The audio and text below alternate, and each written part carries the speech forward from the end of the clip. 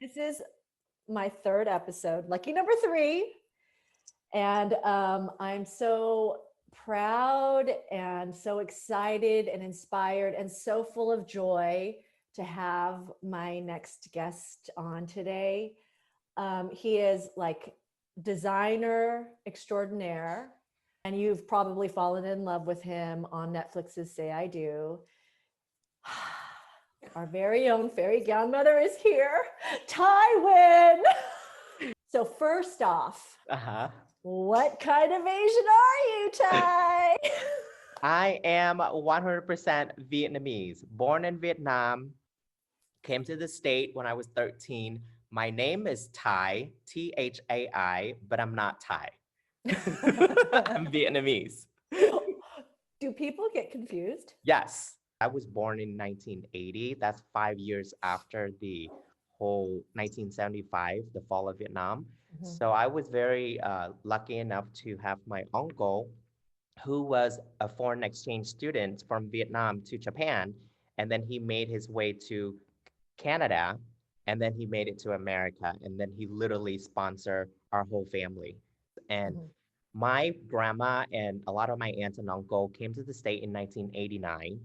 But then my parents decided to stay back because they had a business and they had a private sewing school. September 9th, 1993 is when my parents came to Olympia, Washington.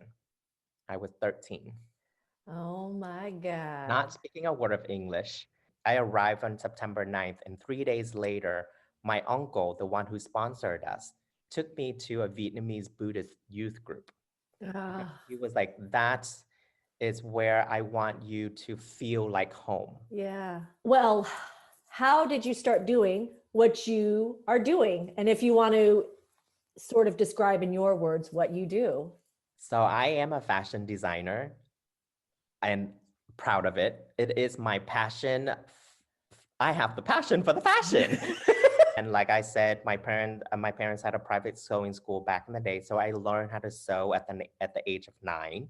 Mhm. And then when I get to the state in the Vietnamese Buddhist youth group, literally I was watching Paris by Night and teaching the girls how to dance, making their costume at the age of 13, 14, 15, dream about Paris by Night.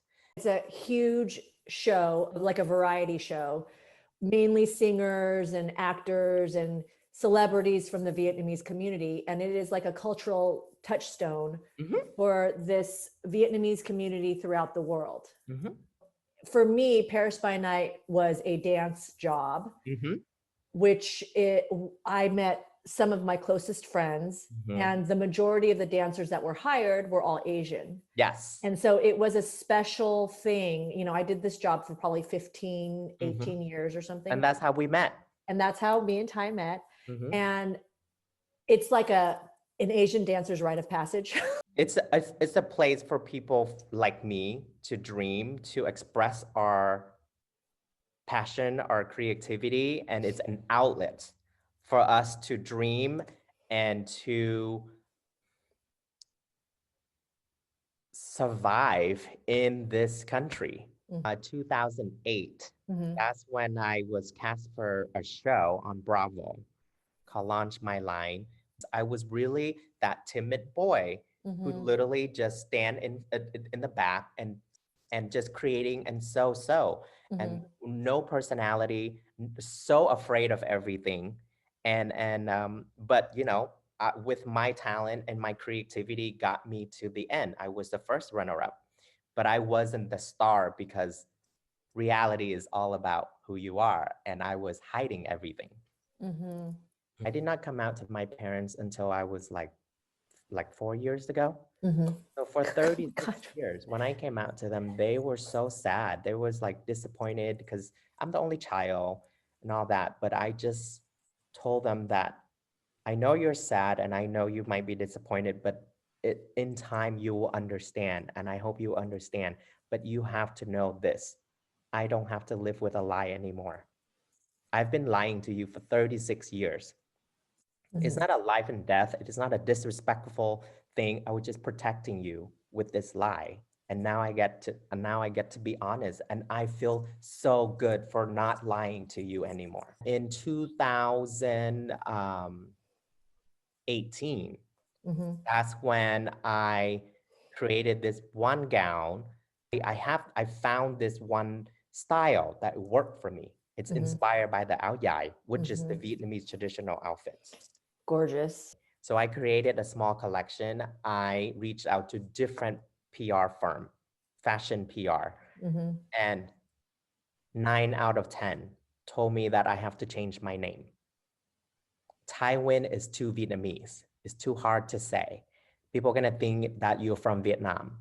It's not worthy. It's not expensive enough. You need an American first name. I every time I cry, every time I cry. Mhm. I read one of your posts about that. And I think in light of everything that's been going on, how much of our identities have to be erased Mhm. to feel like we're fitting in. And finally, I found this one publicist who's Vietnamese, who believed in me. Yes. So that's when Tywin Atelier came, was performing on the red carpet. J-Lo wore it, started everything, and then Ariana Grande, and then Met Gala, Lala Anthony wore to the Met Gala. And then, it was just one week after another, there was just people wearing my thing. Recently, you dressed Kelly Marie Tran for the virtual red carpet for Raya. Mhm.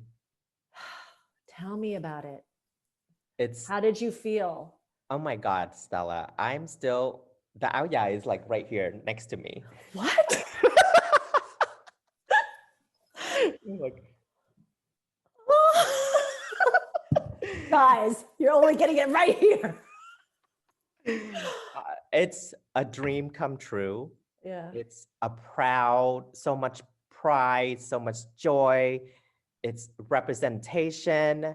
The movie is beautiful, it's amazing. It's a representation for Southeast Asian, but then Kelly, a Vietnamese leading lady. Mm-hmm. Like I've never, I dream of that.